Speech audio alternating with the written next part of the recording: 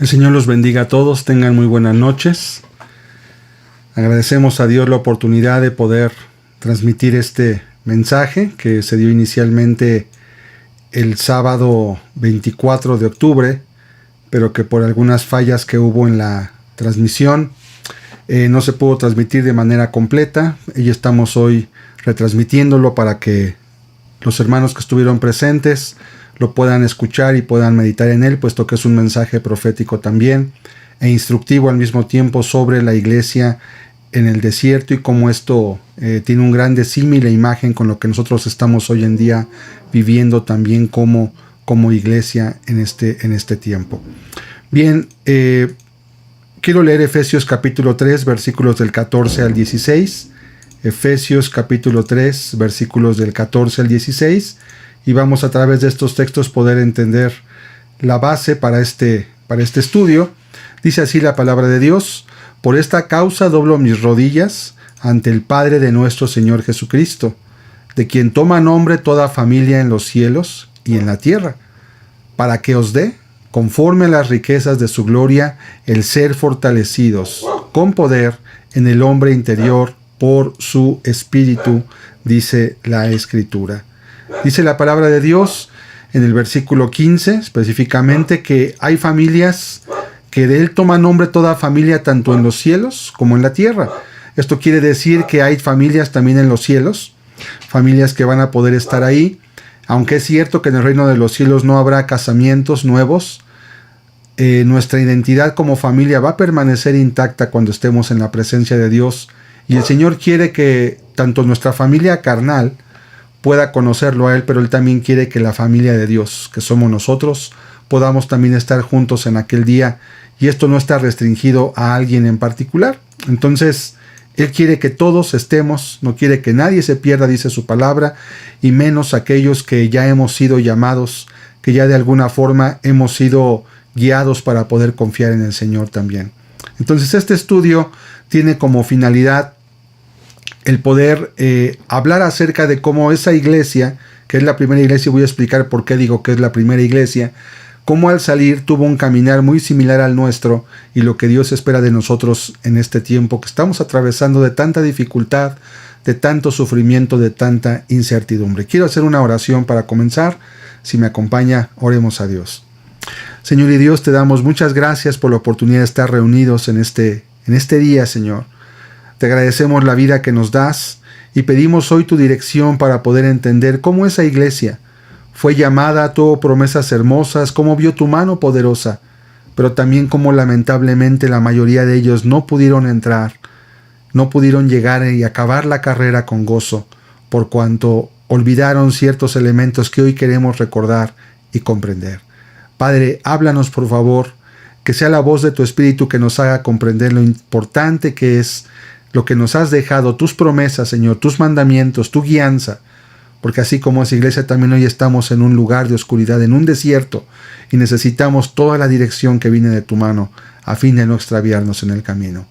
Señor, háblanos, te ruego, en el nombre de Jesucristo. Amén. Amén. Bien, estamos viviendo días bastante complicados en este tiempo. Son días de incertidumbre, de conspiraciones y posiblemente de malas decisiones también, porque la mucha opresión entontece al sabio, dice en la palabra.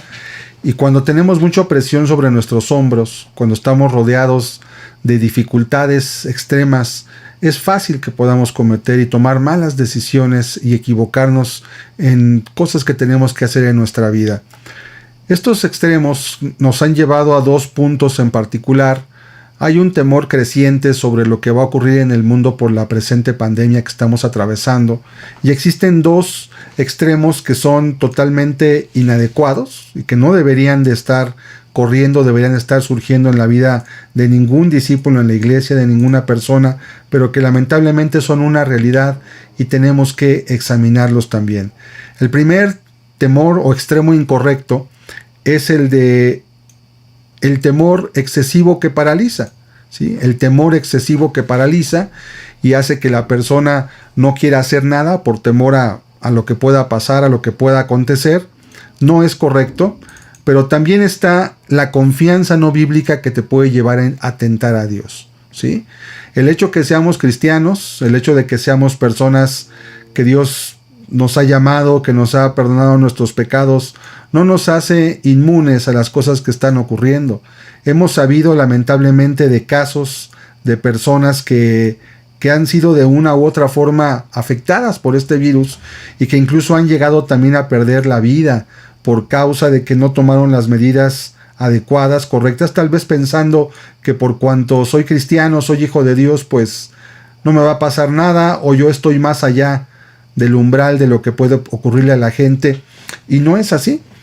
Estamos sujetos a las leyes humanas, estamos en un cuerpo de carne y hueso también, y todo lo que hagamos y dejemos de hacer nos va a afectar. Hemos habido casos, repito, no quiero mencionarlos nuevamente, de personas que aún siendo cristianas se han contagiado de este virus, han muerto también, pero también ocurre el otro extremo, el del temor excesivo que nos puede llevar a paralizarnos, a no hacer nada, a encerrarnos en casa, al decir pues ya no me congrego, ya no predico, ya no visito ningún enfermo, ya no hago misericordia porque hay temor de que me pueda contagiar también y pues mejor no me arriesgo, ¿verdad?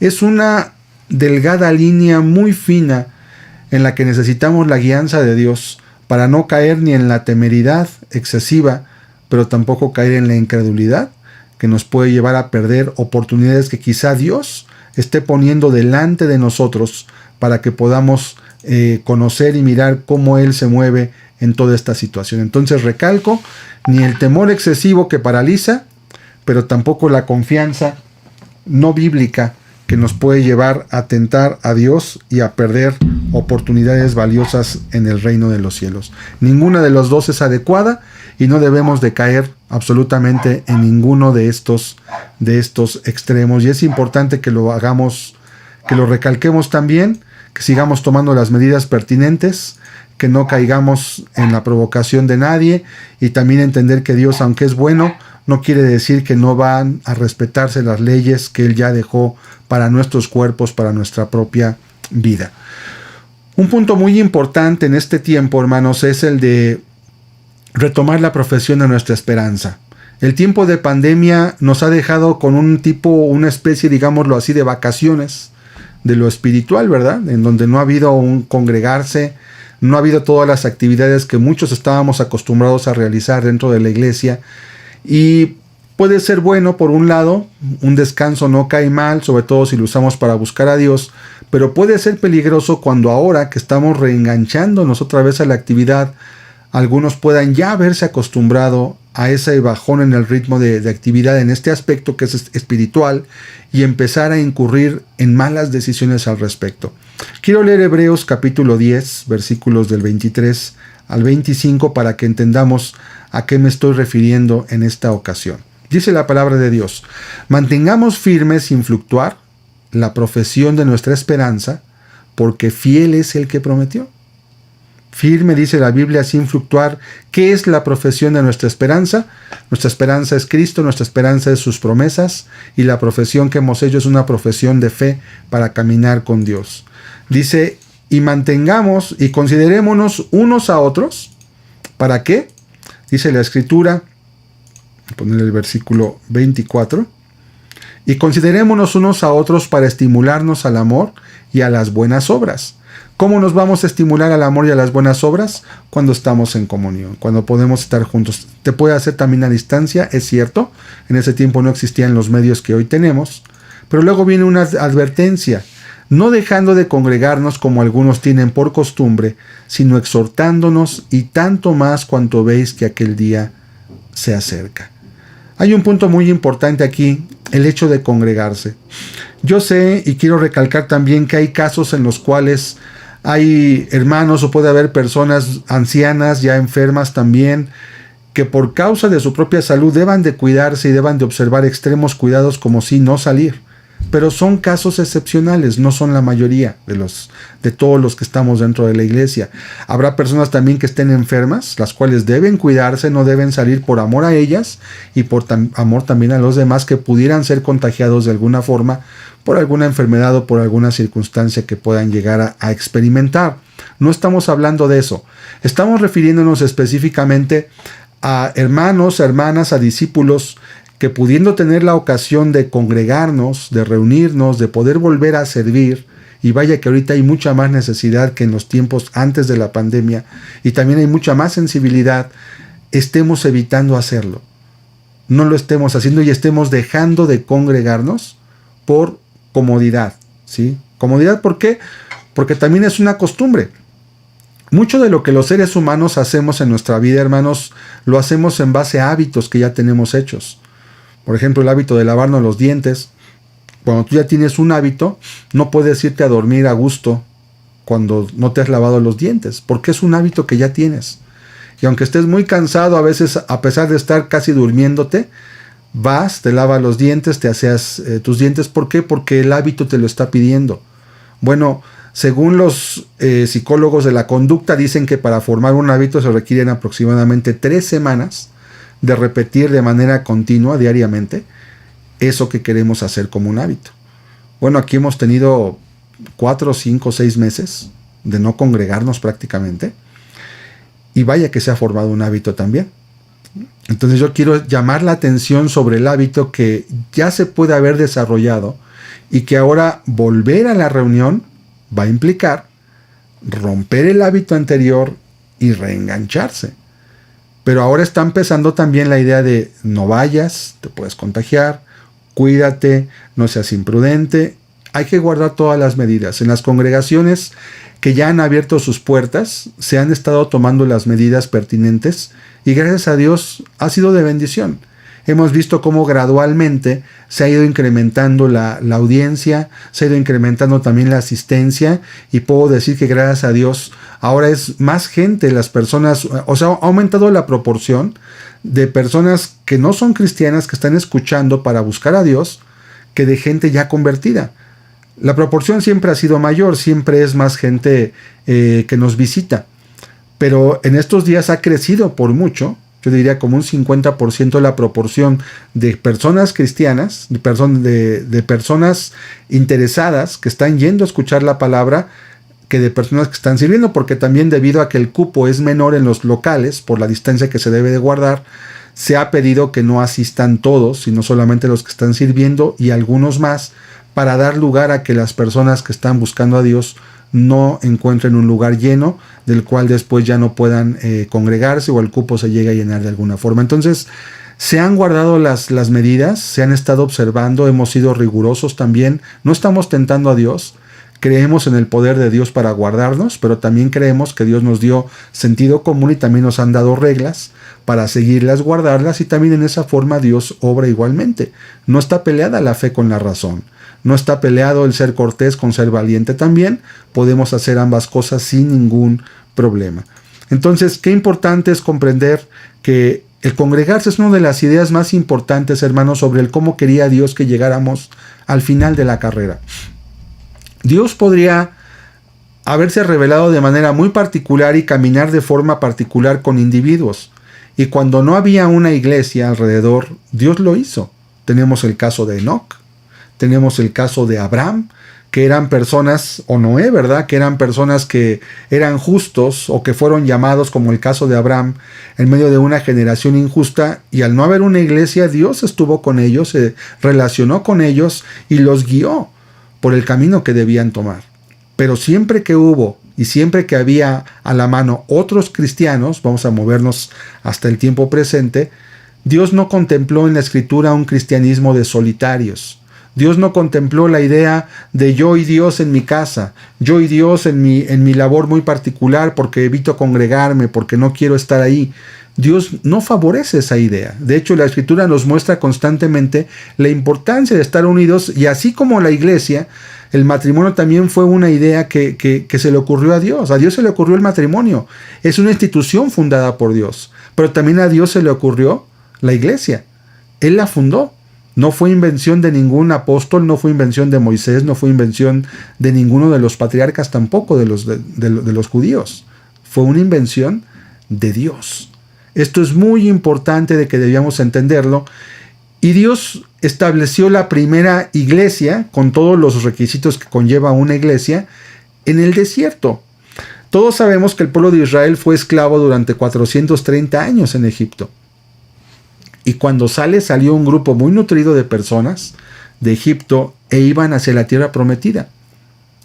En ese momento, la Escritura nos muestra que Dios tuvo y formó toda una, ¿cómo podríamos llamarle? Formó esta institución en medio del desierto con varios elementos en común. Entonces es muy importante recalcar, me regreso un poquito, a que Dios no quería un cristianismo de individuos solamente, un cristianismo de personas solitarias. Lo primero que Dios establece aquí fue una autoridad que Dios dejó, una autoridad establecida. Voy a leer Hechos 7, versículos del 35 al 37, para mirar cómo Moisés fue llamado y fue investido con una autoridad en particular. Dice, a este Moisés, a quien habían rechazado diciendo, ¿quién te ha puesto por gobernante y juez? A este lo envió Dios como gobernante y libertador por mano del ángel que le apareció en la zarza. Este lo sacó, habiendo hecho prodigios y señales en tierra de Egipto y en el Mar Rojo y en el desierto por 40 años. Este Moisés es el que dijo a los hijos de Israel, profeta os levantará el Señor vuestro Dios de entre vuestros hermanos, como a mí, a él oiréis. Vemos que el Señor establece una autoridad, una persona a través de la cual Dios libera al pueblo. Ahora, Dios no necesitaba a Moisés. Dios podía haberlos liberado igualmente sin Moisés. No era la persona de Moisés. Era importante el papel que él iba a tomar en un liderazgo para dirigir al pueblo, porque esto iba a dar origen después a lo que sería la iglesia también. Era importante que hubiera líderes al frente, y en este caso además líderes que fueran llamados por Dios y que fueran designados por Dios, y que eso se iba a dar cuenta por el fruto que las personas dieran en su caminar y en su testimonio también. ¿Por qué Dios nos lleva o nos quiere llevar juntos? Hay tres razones independientes por las cuales Dios quiere que no estemos solos en nuestro caminar para con Cristo. La primera, voy a ir enumerándolas aquí. La primera razón es que, un minutito aquí. La primera razón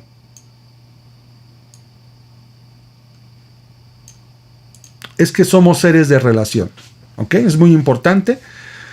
Desde que Dios nos crea, cuando Dios crea al hombre, Él mismo dijo, no es bueno que el hombre esté solo.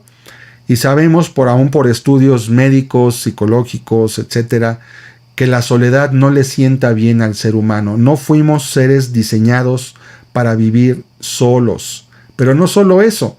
También Dios podía haberse limitado a tener relaciones personales, como dije hace un rato, con cada uno en lo particular y ya, y se puede tener una relación con Dios, sí.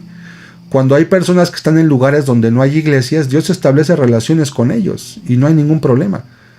Pero Dios de preferencia busca siempre una iglesia, y el Espíritu Santo siempre guía a los cristianos a buscar un lugar donde congregarse, a buscar un liderazgo establecido por Dios, a buscar personas con ideas afines, con metas afines, para caminar juntos.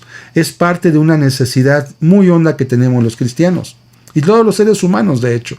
Y en tercer lugar, por último, en lugar de tener relaciones personales con individuos únicamente, Dios diseña la iglesia. Recuerdo y recalco, la idea de la iglesia es una idea de Dios. No fue una idea de alguien en particular, sino es una idea plena del Espíritu, es una idea de Dios que vemos a través de toda la Escritura, en las cosas que el Señor muestra y que ha mostrado a lo largo del caminar que han tenido los cristianos en todo este tiempo. Entonces esto es muy importante de comprenderlo. Y el desierto en el cual ellos fueron sacados es un tipo del mundo en el cual estamos nosotros. Egipto es un tipo del mundo. Israel es un tipo de la iglesia. Los que son llamados de Egipto son sacados, pero son también llevados por un camino y comparten un destino en común. Entonces hay varios elementos en común para que pudieran ellos caminar también. Egipto es un lugar donde está todo seco. Aún el desierto es un tipo de la vida que llevamos, una vida que ahí tiene muchos peligros, donde aparentemente hay mucha agua, ¿verdad? El mundo nos dice que podemos ser felices aquí, pero la realidad es que lejos de Dios no podemos en ningún sentido encontrar la felicidad ni la plenitud para la cual fuimos diseñados también. Dios quiere que seamos felices, claro. Dios nos creó con eso, Dios nos creó por amor. Si usted tiene un hijo, usted quiere que su hijo sea feliz. Usted quiere que su hijo se desarrolle, alcance un potencial, que deje una huella en el mundo, pero usted quiere que lo sea para bien, no para mal. Y eso va a implicar corrección, va a implicar dirección, va a implicar educación, va a implicar disciplina, va a implicar muchas cosas que Dios provee de una forma también a través de la iglesia. Y así como el Señor sacó del mundo de Egipto a Israel, también Dios nos saca a nosotros, nos inserta dentro de su familia, por eso era el texto del comienzo, somos parte de la familia de Dios, y nos lleva a través de un camino para llegar a las moradas que dijo el Señor. He aquí voy a preparar morada para vosotros, dijo el Señor Jesucristo en Juan 14.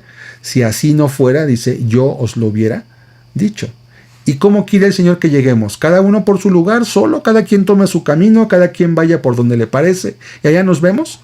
No, el Señor diseñó la iglesia. La mayoría de los que hoy somos cristianos, la mayoría hemos sido salvos, hemos conocido al Señor Jesucristo dentro de una iglesia, bajo el ministerio de un hombre llamado por Dios, bajo la predicación de la palabra. La mayoría hemos sido así. Ha habido casos excepcionales en que personas se han convertido no en una reunión de iglesia o no como fruto directo de esa reunión, porque en las iglesias hay personas que oran.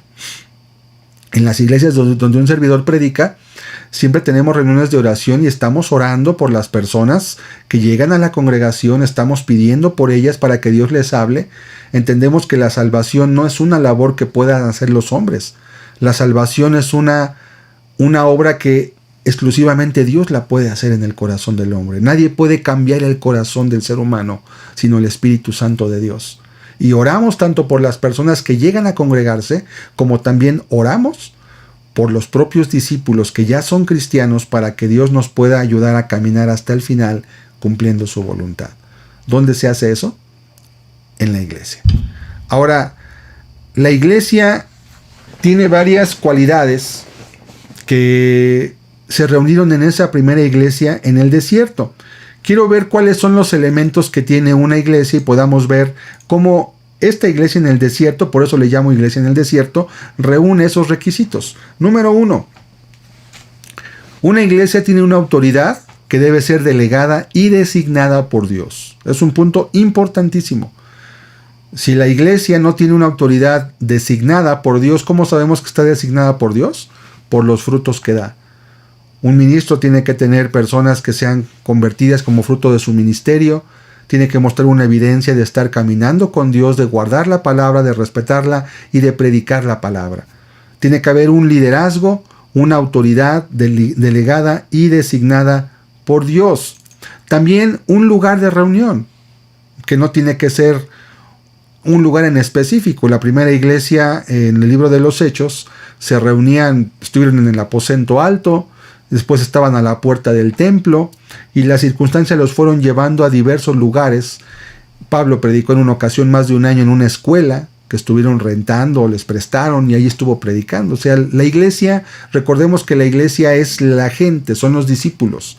El local es otra cosa muy diferente, pero había un lugar de reunión. En este caso, el pueblo fue llevado, no había ni siquiera lugar específico de reunión, pero aquí vemos que ellos iban siempre juntos. En tercer lugar, había un orden de marcha que daba a Dios constantemente, muy importante. Esto quiere decir que la iglesia no caminaba de manera independiente por lo que cada uno pensara. Una nube los guiaba de día y una columna de fuego de noche. Cuando la columna se detenía, el campamento se detenía. Y los levitas establecían el tabernáculo, y alrededor del tabernáculo se ponían las tiendas de 3 de las tribus de Israel al norte, 3 al sur, 3 al oriente y 3 al occidente. ¿Ok? Entonces había un orden de marcha. Después la nube se volvía a levantar, el pueblo levantaba sus tiendas, los levitas levantaban los instrumentos del tabernáculo y volvían a caminar hasta que la nube se detenía. De igual forma también la iglesia debe de caminar por un orden de marcha que Dios esté estableciendo. En cuarto lugar, había también un alimento espiritual a diario. En el desierto esta primera iglesia tenía el maná. El maná es un tipo de la palabra. Como dice en la Escritura, nuevas son cada mañana tus misericordias, oh Dios. Y cada día Dios nos da algo nuevo, algo diferente. Cuando vamos a su palabra, cuando vamos en oración, Dios nos habla, Dios nos da un pan fresco cada día. Esta iglesia tiene un alimento espiritual a diario. La única diferencia era que ellos, puesto que era un alimento físico, solamente 6 días podían tomarlo y el séptimo no debían tomarlo porque en el sexto Dios proveía el doble. En el caso nuestro, el alimento espiritual, que es Cristo, ¿verdad? Es el pan que descendió del cielo, como él mismo expresa en el Evangelio de Juan, nos es dado a diario todo lo que necesitemos para poder caminar. También tenían ellos un destino para andar. Iban hacia la tierra prometida, hacia Canaán. Nosotros también tenemos un destino. Vamos hacia la tierra que Dios prometió para nosotros. Vamos hacia la Nueva Jerusalén. Estamos transitando por este mundo en el cual vamos de paso. No nos vamos a quedar aquí. Vamos de paso y tenemos un destino en común. Todos vamos para allá. Nadie dice, no, yo voy después, es cuando Dios lo decida. No podemos elegir nosotros ese momento o ese caminar tampoco. Entonces, estos 5 elementos nos muestra cómo esa primera iglesia realmente tenía los elementos que tiene toda iglesia, ¿verdad? Y además iban juntos, convivían juntos, había dificultades por estar juntos, pero también aprendieron a amarse, a cuidarse, aprendieron a andar juntos en el camino con Dios también. Es decir, todo lo que hoy tenemos, ellos también lo vivieron, pero además de eso, ellos también tuvieron dificultades, ¿sí? Ellos también tuvieron dificultades, también tuvieron problemas y también tuvieron de alguna manera muchos problemas que no pudieron ya después o que tardaron mucho en afrontar y en poder descubrir igualmente. ¿Qué problemas tuvieron? Vamos a leer 1 Corintios 10, versículos del 1 al 12. 1 Corintios capítulo 10, versículos del 1 al 12, y vamos a mirar qué problemas tuvo esta iglesia en su caminar. Dice la Escritura de la siguiente forma, 1 Corintios 10, versículos del 1 al 12, voy a ir dando lectura a este texto.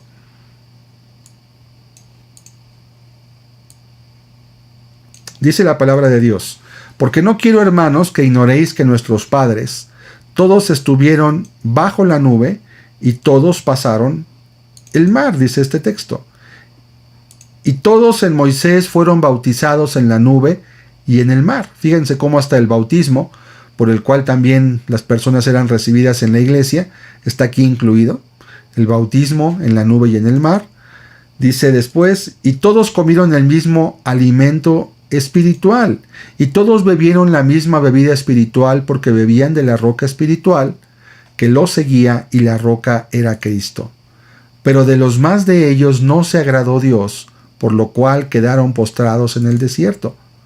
Mas estas cosas sucedieron como ejemplos para nosotros, para que no codiciemos cosas malas como ellos codiciaron.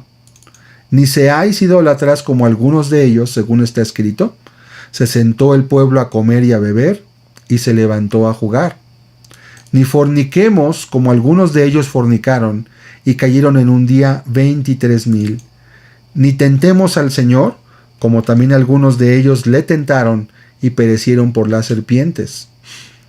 Ni murmuréis, como algunos de ellos murmuraron, y perecieron por el destructor. Y luego concluye el texto diciendo, y estas cosas les acontecieron como ejemplo, y están escritas para amonestarnos a nosotros, a quienes han alcanzado los fines de los siglos. Muy importante esta parte. Dice la Escritura que esta travesía que tuvo el pueblo por el desierto fue accidentada. Tuvieron muchos conflictos, tuvieron muchos problemas que poder abordar en ese momento. Y también nos deja ver la Escritura que Dios nos da tanto detalle en lo que vivió esta iglesia por una razón. Dice que estas cosas les acontecieron aquí en el verso 11 como ejemplo. Y están escritas para amonestarnos, o como decimos de otra forma, para que escarmentáramos en cabeza ajena y nosotros, a quienes nos han alcanzado a los fines de los siglos, no padezcamos lo mismo que ellos ya vivieron y lamentablemente sufrieron grande pérdida. Están escritas para amonestarnos a nosotros, a quienes han alcanzado, dice la Biblia, los fines de los siglos. Entonces muy importante, porque aquí la Biblia nos muestra una razón de enseñanza muy importante en por qué está esto escrito con tanto detalle. La Biblia podía haber omitido tanto detalle en la travesía del pueblo de Israel, pero lejos de eso, no solamente no omite los detalles, los aumenta. Y si usted lee después el libro de Números, o lee de Deuteronomio, por ejemplo, va a ver con mucho detalle todo lo que pasó en cada uno de esos lamentables eventos que ocurrieron con el pueblo de Israel en su travesía por el desierto. Un elemento muy importante que quiero aquí detenerme a explicar de forma muy particular es la importancia de la cobertura, hermanos. La cobertura en la Biblia se refleja en el Nuevo Testamento como un techo.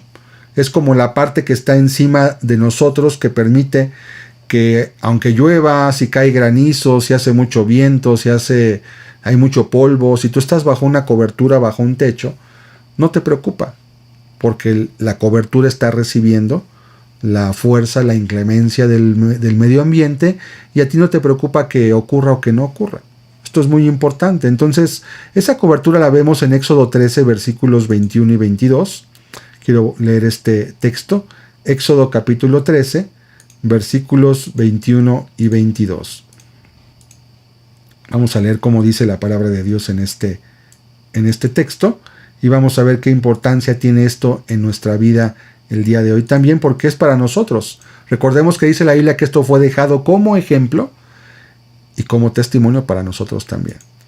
Dice: y Jehová iba delante de ellos de día en una columna de nube para guiarlos por el camino, y de noche en una columna de fuego para alumbrarles, a fin de que anduviesen de día y de noche, dice la Escritura. ¿Qué representaba esa columna de nube y esa columna de fuego? Bueno, era la dirección de Dios. Ahora, ¿a quién le daba Dios esta dirección? ¿A individuos o se la daba al pueblo? No era a individuos, era al pueblo. ¿Qué pasaría? Imaginémonos por un momento que alguien dijera: bueno, yo me voy a tomar unas vacaciones porque ya me cansé de la guianza que nos da Dios, va muy rápido o va muy lento, yo voy a apresurarme. ¿Qué pasaría si alguien de manera hipotética se fuera, dejara la cobertura de la nube, dejara la guianza de la columna de fuego en la noche y empezara a caminar por donde él quería? Es muy sencillo de entenderlo. La muerte. ¿Por qué? El pueblo de Israel no estaba acostumbrado a caminar en el desierto. Ellos vivían en un lugar, en Egipto, en un lugar que tenía mucha agua, vivían al pie del río Nilo. Y aunque vivían en medio de un desierto con mucho calor, sin embargo también tenían agua a disposición en todo momento. Y si hay algo que en el desierto se carece de, es de agua.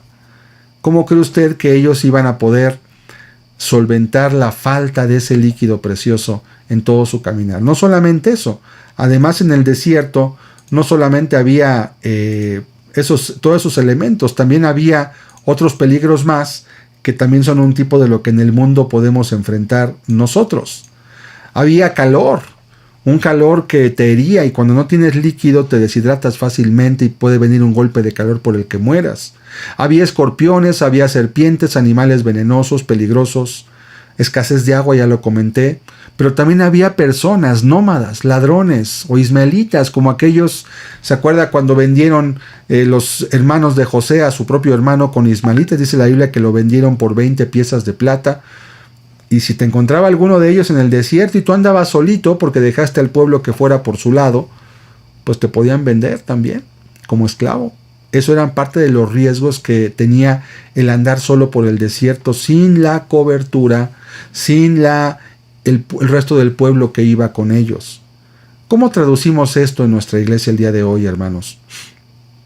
Tengamos mucho cuidado de no menospreciar la dirección que Dios está proveyendo a través de la iglesia, a través de los ministros, a través de la palabra que se predica. Gracias a Dios hay muchos hermanos que están predicando, que están trayendo palabra. Hay múltiples estudios. Ahora, a través de la facilidad que nos da el internet, tenemos la facultad de poder estar nutriéndonos de la palabra constantemente, de muchas formas diferentes. Valorémoslo también, porque hay maneras diferentes de cómo estarlo nutriendo. Pero ¿qué pasa si alguien decide irse por su lado? ¿Qué pasa si alguien decide no caminar como los demás? O decide dejar de congregarse, o decide dejar la comunión con los hermanos, o decide empezar a buscar por otro lado, ¿verdad? Otros pastos, otra idea, otra doctrina, otro algo. Cuidado, cuidado, porque mucho tiene que ver las motivaciones, mucho tiene que ver la forma en cómo lo estamos haciendo. Hubo veces en que el pueblo se sublevó contra Dios, ignorando, era contra Moisés, obviamente en primer lugar, ignorando que era Dios el que estaba dirigiéndolos. Había un fruto, había una mansedumbre, había una humildad en Moisés, había un corazón de intercesor anhelando que Dios fuera glorificado en todo lo que ocurría. Pero el pueblo no lo veía así. El pueblo incurrió constantemente en faltas y constantemente hubo murmuraciones y problemas. Entonces, la columna de nube de día y de noche es una idea muy clara y exacta de lo que representa para nosotros. Esto representa una vara y un cayado para las ovejas. Saber cuándo caminar y cuándo detenerse. Como en este tiempo de pandemia, ¿verdad? Cuándo parar, cuándo detenerse. Hubo personas, iglesias, que no quisieron cerrar sus puertas en su momento, aún viendo la pandemia que ya había. Sufrieron pérdidas muchos de ellas. Hubo iglesias en Corea que cuando estaba la pandemia ya declarada y se había sido controlada por el gobierno en Corea del Sur, hubo una denominación bautista, fue un caso muy sonado, lo puede usted buscar en internet. De repente empezó un rebrote de los contagios del COVID, y cuando se empezó a hacer una indagatoria, porque se indaga con quién estuvo en contacto, de dónde viene, a dónde estuvo los últimos días, se hace todo un recuento de las personas que la gente tuvo contacto para poder aislar posibles contagios también, y resultó que mucha de la gente que se había contagiado en ese rebrote que hubo en Corea, tiene ya varios meses, fue gente de una denominación bautista que abrió sus puertas y que se reunieron sin medidas de protección, sin cubrebocas, sin la distancia que debían tomar, y estaban adorando a Dios. No estaban haciendo nada malo, pero quebrantaron las leyes que había. No supieron ver cuándo la nube les decía, ahorita espérense. Como dice Isaías, un texto que ha circulado mucho en los grupos del WhatsApp, ¿verdad? Escóndete en tus aposentos por un rato, por un poco de tiempo, en lo que pasa la ira, la indignación. Y muchos de esos cristianos de Corea del Sur, de una denominación bautista, muchos de ellos se contagiaron, algunos de ellos murieron, no tengo el dato exacto de cuántos, porque no supieron seguir la guianza de la nube. No supieron saber cuándo sentarse, cuándo detenerse y cuándo ya era momento otra vez de abrir, de volver a caminar otra vez. Eso es la cobertura, hermanos, eso es la dirección. Columna de nube en el día, columna de fuego en la noche. Era algo sobrenatural. Era una guianza muy particular de Dios para que ninguno tuviese una falta de saber cómo actuar, como dice el canto, buscar su voluntad y Él me mostrará qué hacer, a dónde ir y qué decir. Todo esto era muy importante de hacerlo y no podían faltar a esa indicación que Dios iba a dar en su momento, en cada tiempo que ocurriese también. Entonces, muy importante, hermanos. El día representa cuando todo va bien o es claro el camino a seguir. Ahí está la columna de la nube. Pero también la noche representa cuando el camino es oscuro, cuando las decisiones no se ven del todo claros, cuando los tiempos son de oscuridad, de incertidumbre, como son los que estamos atravesando ahorita. Dios dice que también había una columna de fuego. Pero, hermanos, era para la iglesia. No era para individuos en particular. No era para individuos de manera de yo y Dios, ¿verdad? Es que Dios está en todos lados, sí es cierto. Dios está también en el bar. Dios está también en las casas de apuestas, en los casinos. Pues sí, Dios está en todos lados en el sentido de que es omnipresente. Ahí también está Dios. Pero no en todos lados se manifiesta Dios, porque Dios eligió un lugar. Cuando el pueblo de Israel llegó y tomó la tierra prometida, Dios estableció un lugar en el cual se iba a adorar su nombre. Era en Jerusalén. Y de todas las tribus tenían que ir a Jerusalén para el servicio que tenía que ver con la adoración a Dios. No dijeron, bueno, pues yo en mi ciudad, al fin aquí está Dios. Pues yo en este lugar, porque también aquí está Dios. Había un orden, hermanos. Y yo veo que esto es un peligro latente en este tiempo, hermanos. Que nos podamos acostumbrar, que esta pandemia nos haya formado ya un hábito de quedarnos en casita los domingos, entre semana, de por guardarnos, y repito, todo eso está bien. Yo estoy a favor. Yo mismo me guardo con mi familia. Si no tengo que salir, no salgo. Si no tengo que ir a un lugar público, no voy. Solamente voy a lo que es indispensable. No andamos paseando por ahí. ¿Por qué? Porque también somos un ejemplo. Yo también me cuido, pero también tengo que oír la voz de Dios de cuando es de tiempo de decir, levántate y camina. Y cuando hay que ver un enfermo, y cuando hay que orar por un enfermo de COVID, y cuando hay que ver un moribundo, y no sabemos si cuando va la gente con los moribundos, va mucha familia, y puede haber gente ahí contagiada, que a lo mejor sepas que está contagiada, o a lo mejor no sabes. Hay que oír la voz de Dios. Hermanos, no dejando de congregarnos. Dios nos muestra en esta travesía de la iglesia todos los problemas que ellos tuvieron. Ellos no tenían opción, ellos tenían que caminar bajo la nube porque ellos no se ven andar en el desierto. Pero hermanos, ¿cuántos a veces que Dios les ha dado un lugar en la iglesia para poder estar, a veces se apartan ellos solos? No se congregan, no asisten. Ahora, si no puedes congregarte porque estás enfermo, porque eres mayor de edad, por tu trabajo, etc., yo siempre les digo a los hermanos, cuando sea la reunión de oración, pregunten qué se oró. Pregunten qué motivos hubo para ayunar, si es que se está en un ayuno, si se convocó un ayuno, por quiénes se oró, qué anuncios hubo.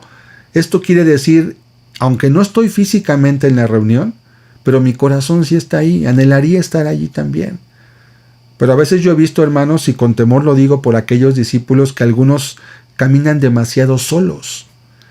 Y después no me asombra porque casi es como la crónica de una caída anunciada, cuando después esos hermanos, esos discípulos, que de manera voluntaria, sin tener una razón justificada, se empiezan a alejar de la iglesia, de la comunión con los cristianos, de menospreciar la mesa de Cristo en cierto punto, después llegan tropiezos. Después llegan ya vientos de doctrina y ya no sé si creer en esto, creer en aquello, andan turbados, andan meditabundos, andan con problemas, andan con dificultades, pero después ves su caminar cuando se congregaban, cuando iban a orar, cuando estaban ahí orando. A lo mejor lo hacían en sus casas. No estoy generalizando que todos lo hagan así, pero yo sí sé de muchos que podrían estar y no están. Sí sé de muchos que pudieran tomar la opción y la iniciativa, aun cuando no estuvo la pandemia, hermano, cuando estuvo la pandemia más bien, teníamos reuniones de oración por el Zoom. Un programa que por ahí estuvimos pagando hasta la mensualidad para poder tener reuniones continuas. Y a veces pues no se reunían todos los que podían haber estado. También yo sé que algunos tenían problemas con la tecnología, no tenían aparatos que les pudieran permitir estarse conectando, o se conectaban y se cortaban. Yo sé, hermanos, esta enseñanza no tiene el objetivo de señalar a alguien en particular. Por eso dije yo que era un mensaje profético. Esto tiene que ver con la actitud del corazón. Yo sé que hay quienes quisieran haber estado, con todo su corazón lo anhelaban y no podían. A veces porque no tenían medios de transporte también, y era muy arriesgado viajar en el camión, sobre todo para gente ya mayor de edad, ya de 60, 70 y hermanos hasta más ancianos todavía, hasta de 80 años.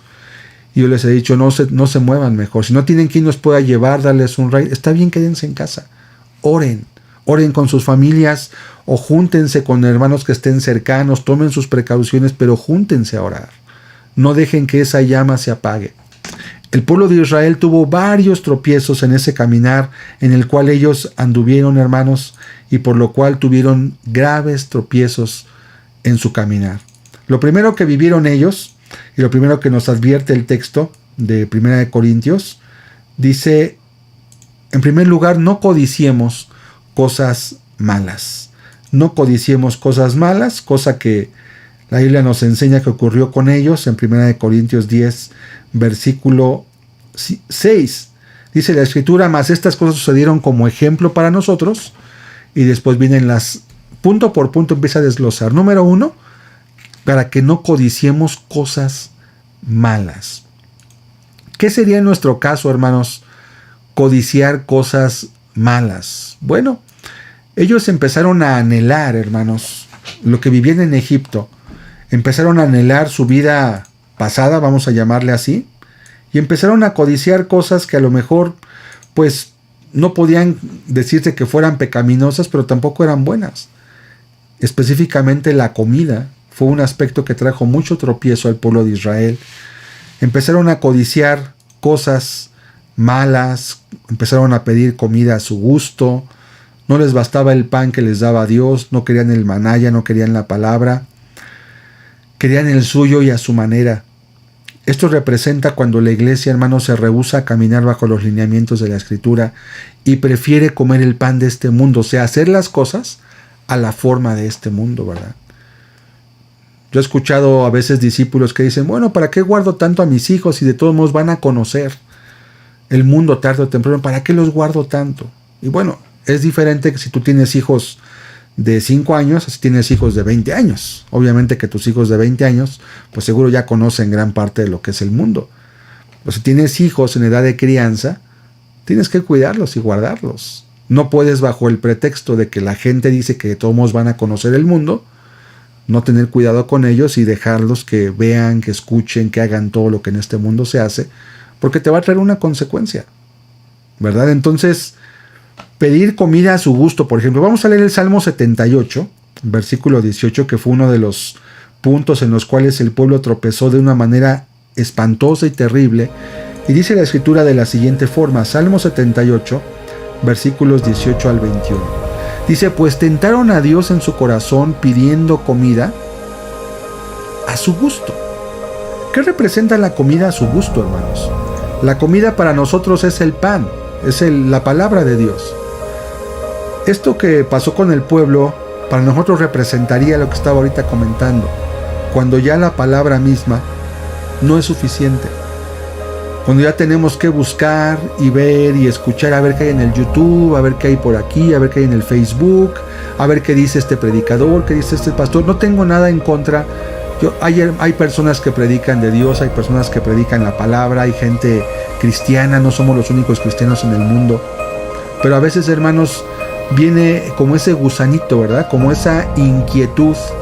Y empezar a buscar, a escuchar, a ver qué hay aquí, qué hay por allá, qué dicen estos, qué dicen aquellos. Y a veces no es lo más edificante, hay muchas ocasiones, hermanos, muchas ocasiones. Y empiezan a pedir comida, dice el texto, a su gusto. Y hablaron contra Dios diciendo, verso 19, ¿podrá poner mesa en el desierto? Pues ¿a poco es todo lo que hay? He aquí ha herido la peña y brotaron aguas, y torrentes inundaron la tierra. ¿Podrá dar también pan? ¿Dispondrá carne para su pueblo? Por tanto dice, oyó Jehová y se indignó. Se encendió el fuego contra Jacob y el furor subió también contra Israel. ¿Qué fue lo que oyó Dios, hermanos? Que ellos ya no querían el pan, los hastió. Literalmente decían, este pan tan liviano, estamos fastidiados de él.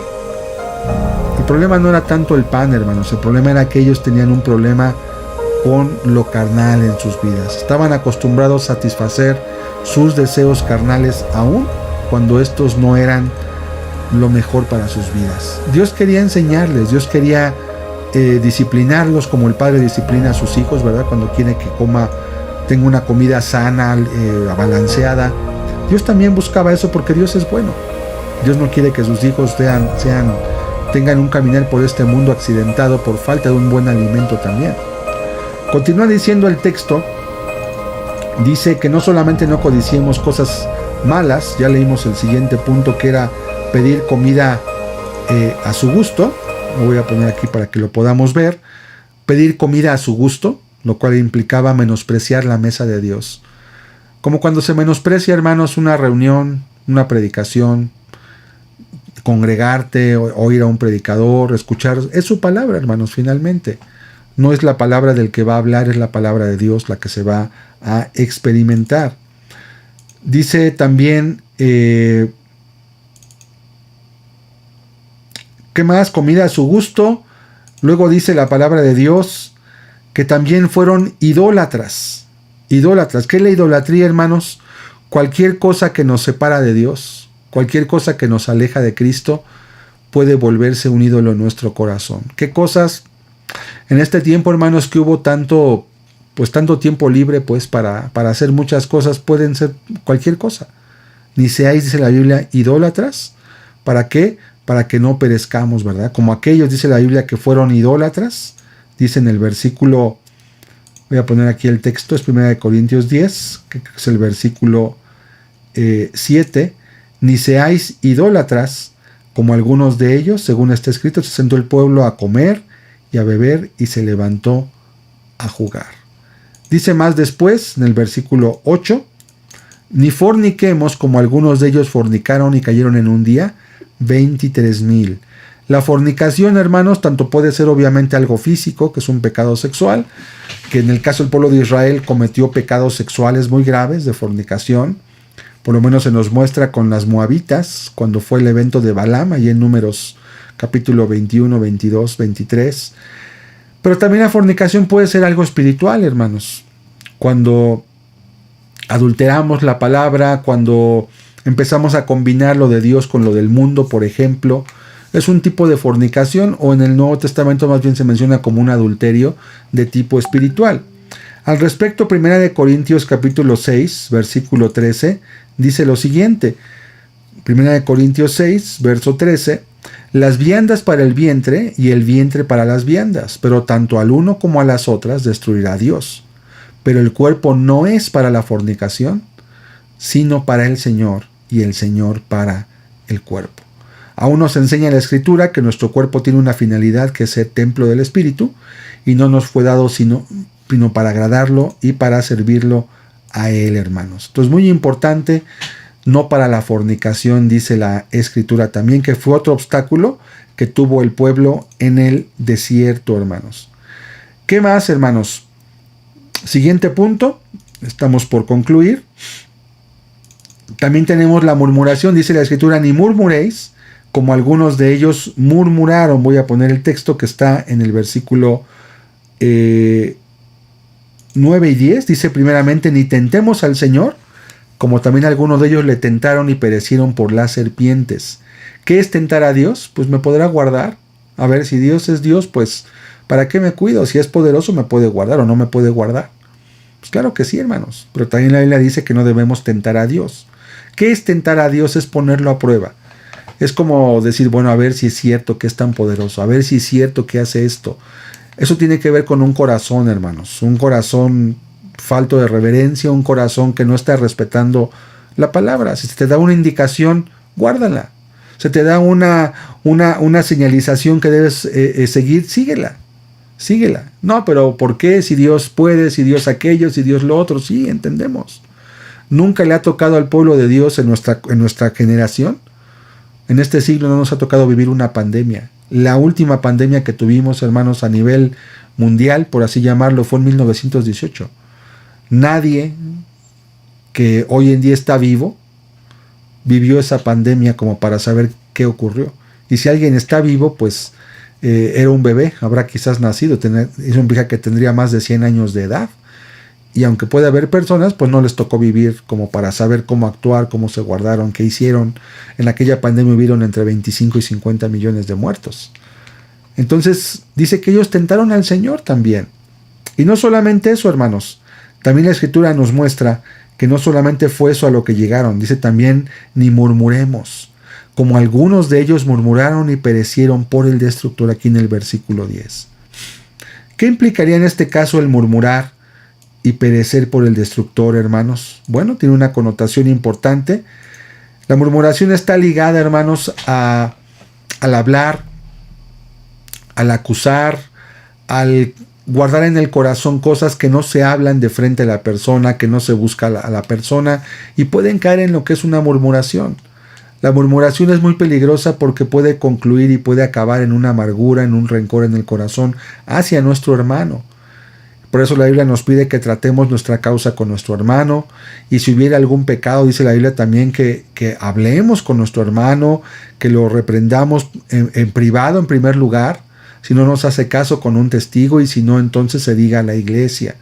Es un tema también que se ha abordado con muchos de ustedes en temas de discipulado como tal. Entonces, ni murmuréis.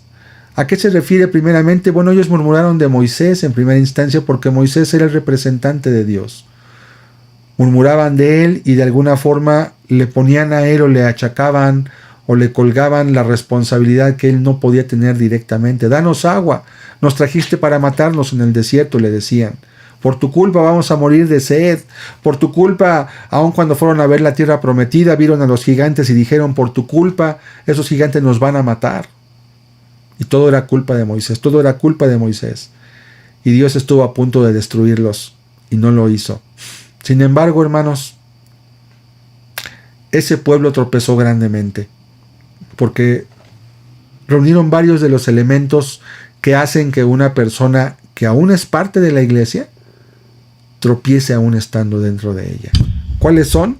Los voy a poner nuevamente en la pantalla para que tengamos una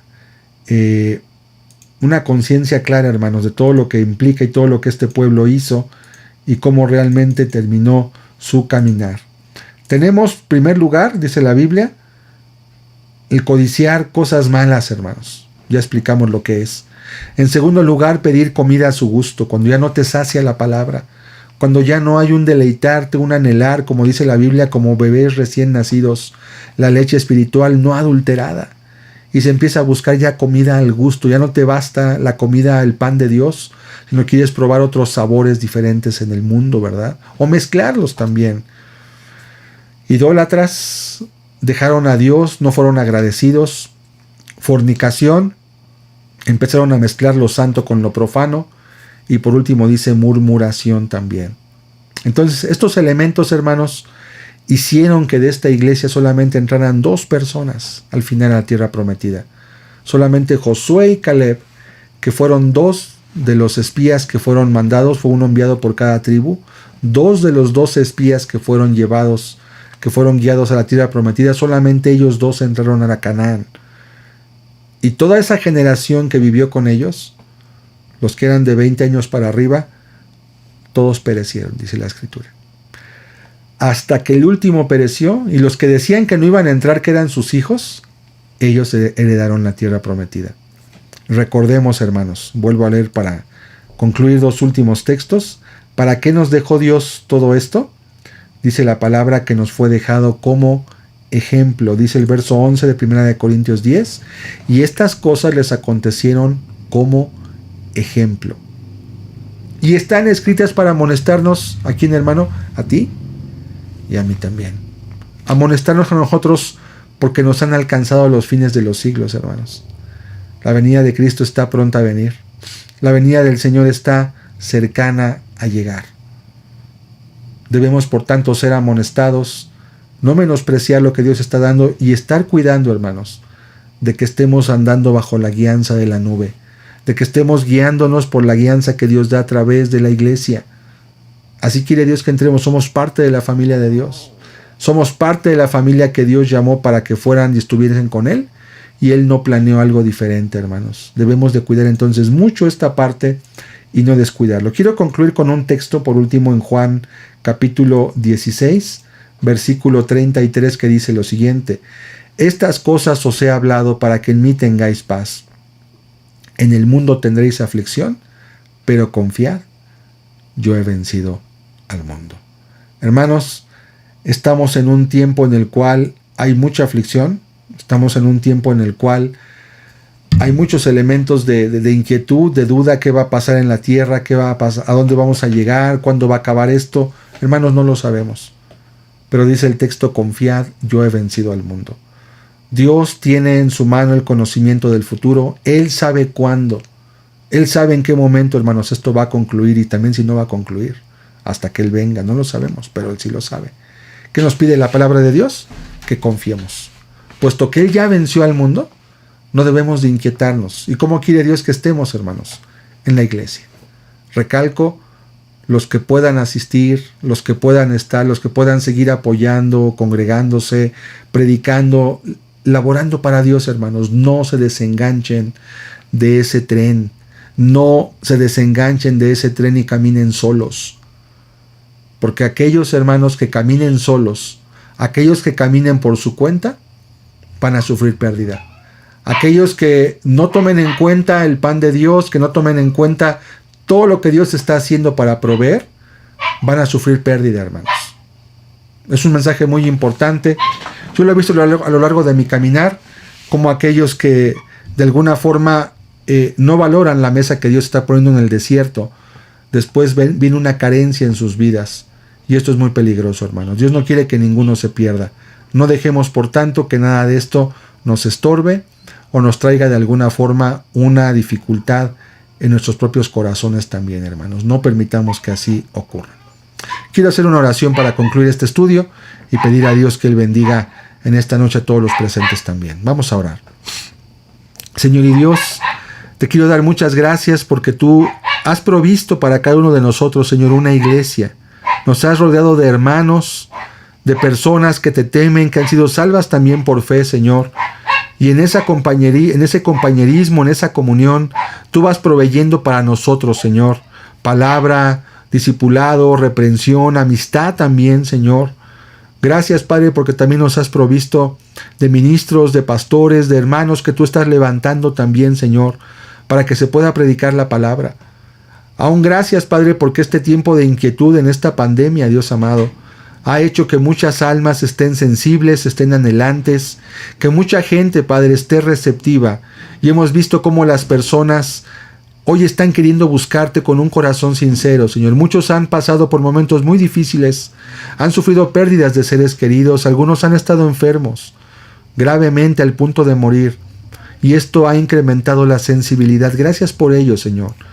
Padre, que puedan acogerse en la iglesia y que la iglesia pueda responder a estos retos en este tiempo con prontitud, con honestidad. Padre, aún de entre nosotros levanta los ánimos de aquellos que a lo mejor se sienten desanimados, que a lo mejor están de alguna forma desalentados por lo que estamos viviendo, viendo la maldad, Señor, viendo todo lo que en esta tierra está ocurriendo. Te pido que por favor, Señor, tú levante las manos caídas, tú, Señor amado, fortalezca las rodillas paralizadas, Señor. Bendice a tu pueblo, bendice a tu iglesia, Padre. Levántanos como un cuerpo, como un solo hombre, Señor, para servir. No importa si somos 5, si somos 10, 50, 100 o 1000, Padre, en una iglesia. Lo que importa es que tú estás con nosotros, pues tú nos has dicho que tú ya venciste al mundo, Padre. Te ruego, por favor, háblanos, ministranos, danos tu palabra, Señor. Permítenos alimentarnos de este pan y poder estar sensibles para saber cuándo la nube se levanta y cuándo se detiene también. No queremos caminar solos. No queremos andar a la luz de nuestras antorchas, Señor. Padre, ayúdanos. Tú nos has dado tu palabra. Nos has dado un remedio eficaz en esta pandemia, Señor, que no es una vacuna, que no es un medicamento, es tu palabra, Señor. Y eres tú que puedes sanar, que puedes bendecir, que puedes traer gozo, dirección y aún salvación a muchas vidas que están hoy en día pasando por momentos de oscuridad, por momentos de aflicción y de incertidumbre. Padre, te ruego por favor, bendícenos, ministranos y guíanos, Señor, en este tiempo. Te lo ruego en el nombre de Jesucristo, Señor. Amén, mi Dios amado. Amén. Hermanos, que Dios los bendiga a todos.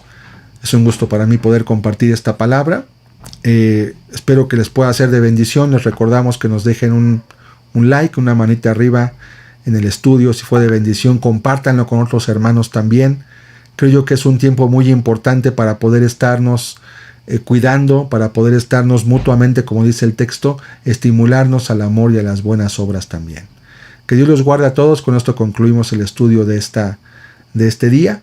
El Señor los guarde y hasta la próxima. Dios les bendiga.